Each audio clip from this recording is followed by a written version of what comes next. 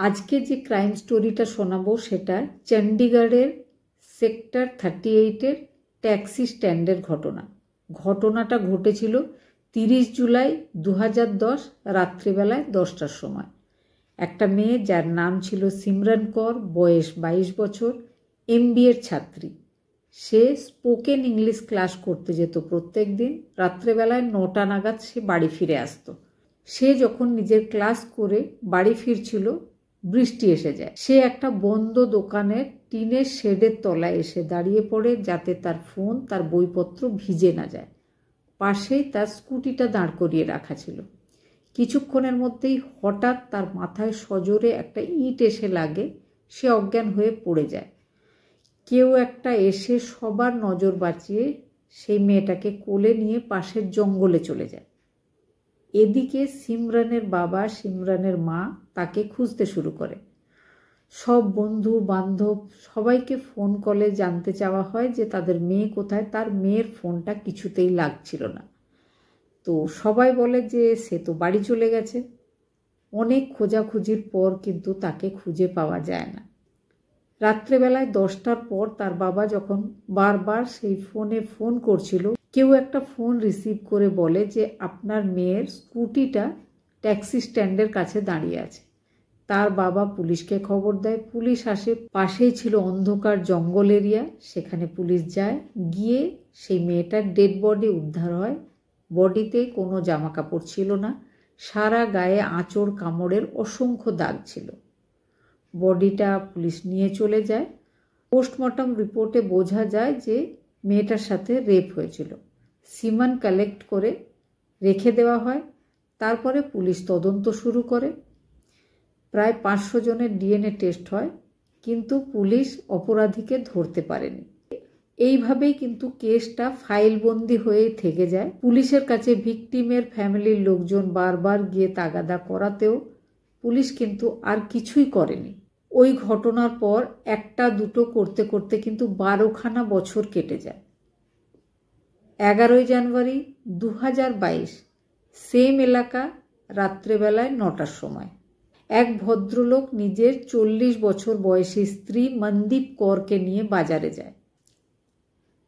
ভদ্রলোক নিজের স্ত্রীকে দোকানের একপাশে দাঁড় করিয়ে রেখে নিজের এক পরিচিত আত্মীয়ের বাড়ি কোনো একটা কাজের জন্য চলে যায়।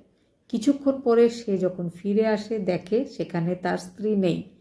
সে ভাবে যে হয়তো তার দেরি হয়েছে, তার স্ত্রী নিশ্চয় বাড়ি ফিরে গেছে। সে যখন বাড়ি যায়, বাড়ি গিয়ে দেখে সেখানে তার স্ত্রী ছিল না। সে পুলিশ স্টেশনে যায়। সারা রাত তাকে খোঁজাখুঁজি করা হয়।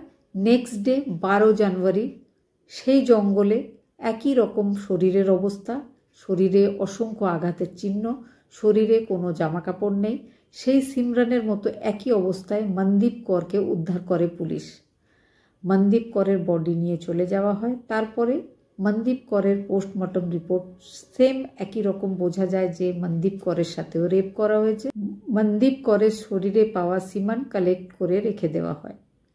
সিমান টেস্ট করে যখন রিপোর্ট আসে, তখন সেই 12 বছর আগে সিমরানের বডিতে যেটা পাওয়া গেছিল সেটার সাথে মিলে যায়। 2022-এর ঘটনা। 2023-এ যখন রিপোর্টটা আসে, তখন এই কেসটাকে আবার রিওপেন করা হয়। পুলিশ টিম তখন চাইছিল যে রেপিস্ট তাকে যে কোনোভাবে খুঁজে বের করতে হবে, কারণ একই এরিয়াতে একই রকমভাবে দুটো মার্ডার সে করে ফেলেছিল। পুলিশ টিম ডিসাইড করে যে চণ্ডীগড়ের সেক্টর 38-এর ট্যাক্সি স্ট্যান্ডের আশেপাশে যে লোকজনেরা থাকে তাদের ব্লাড স্যাম্পল কালেক্ট করতে।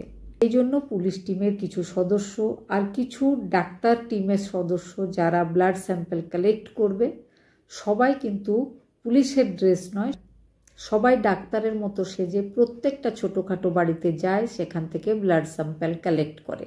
সেই রকমই একটা ছোট্ট বাড়ির নম্বর ছিল 16। সেখানে থাকতো ট্যাক্সি ড্রাইভার মনু কুমার, বয়স ছিল 38 বছর। তার কাছেও ব্লাড স্যাম্পল কালেক্ট করা হয়। সে কিন্তু ব্লাড স্যাম্পল দিতে রাজি হয়নি, কিন্তু পুলিশ টিম যেটা ডাক্তারের মতো সেজে তার বাড়ি গেছিল, তারা তাকে বোঝায় যে তোমাদের HIV বা সুগার বা অন্য কোনো মারাত্মক রোগ রয়েছে কিনা সেটা জানার জন্য এটা সরকারের তরফ থেকে একটা সার্ভে হচ্ছে, তুমি সামান্য একটু ব্লাড দিতেই পারো, তোমার কোনো অসুবিধা হবে না। ব্লাডটা দেওয়ার পরে তুমি যেখানে ইচ্ছা যেতে পারো।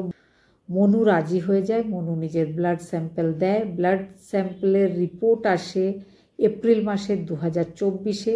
ব্লাড স্যাম্পলটা দুই মহিলার শরীরের ভেতর থেকে যে সিমান কালেক্ট করে রাখা হয়েছিল সেটার সাথে মনুর টেস্টের রিপোর্ট মিলে যায়। তখন পুলিশ এসে মনুকে অ্যারেস্ট করে। এবার মনুর ব্যাপারে যখন তদন্ত শুরু হয় তখন বোঝা যায় মনু আসলে ইউপির বাসিন্দা। সে প্রথমে হিমাচল প্রদেশের চম্বা বলে একটা জায়গায় ট্যাক্সি চালানোর কাজ করত। সেখানেও সে এই ধরনের একটা ঘটনা ঘটিয়েছিল, একটা মহিলাকে রেপ করে সে মেরে ফেলেছিল। তাকে ওই ঘটনার জন্য 18 মাসের জেলও খাটতে হয়েছিল, কিন্তু প্রমাণের অভাবে পরের দিকে তাকে ছেড়ে দেওয়া হয়। তারপরে সেখান থেকে সে চলে আসে চণ্ডীগড়ে। চণ্ডীগড়ে এসেও সে কিন্তু ট্যাক্সি চালায়। সে দুটো মেয়ের বাবা, কিন্তু 2011 থেকে তার 2 মেয়ে বা তার স্ত্রী তার সাথে থাকে না। 2010-এ সে সিমরান কৌরের সাথে এই ঘটনাটা ঘটিয়েছিল, আর 2022-এ সে মনদীপ কৌরের সাথে এই ঘটনাটা ঘটিয়েছিল। মোট 3খানা মহিলার সাথে একই রকম ঘটনা ঘটিয়ে তাদেরকে সে মেরে ফেলেছিল। এছাড়াও 7টা আরও অন্য কেসে তার নাম রয়েছে। তার মধ্যে চুরি, ছিনতাই, লুটপাট ইত্যাদি নানা রকম ঘটনা রয়েছে, যাতে তাকে বারবার জেলে যেতে হয়েছে। এই ঘটনার পর একটা ব্যাপার বলাই যায়, হিমাচল প্রদেশের চম্বাতে 2008-এ যখন সে এই ধরনের একটা ঘটনা ঘটিয়েছিল, সেই সময় যদি পুলিশ ঠিক মতো তদন্ত করত তাহলে হয়তো তারপরের যে দুটো ঘটনা ঘটেছে, যে 22 বছর বয়সী MBA স্টুডেন্ট যাকে সে মেরে ফেলেছিল, তারপরে মনদীপ কৌরকে মেরে ফেলেছিল, এই মৃত্যুগুলো হয়তো আর ঘটতো না।